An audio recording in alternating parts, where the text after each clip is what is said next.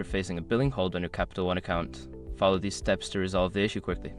This guide will help you understand the process to remove the hold effectively. Step 1. Review your account status.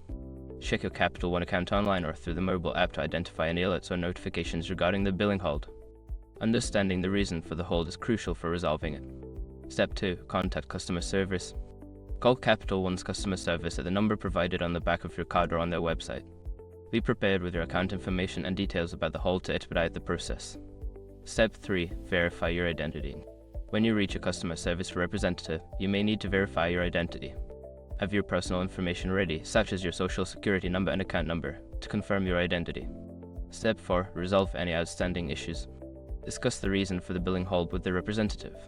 If it is due to an outstanding payment or a dispute, follow their instructions to resolve the issue, such as making a payment or providing additional documentation. Step 5. Confirm hold removal. After addressing the issue, ask the representative to confirm that the billing hold has been removed. Check your account again after a few hours to ensure that the hold is no longer in place. By following these steps, you should be able to quickly remove any billing holds on your Capital One account. If you encounter further issues, consider reaching out again for additional assistance.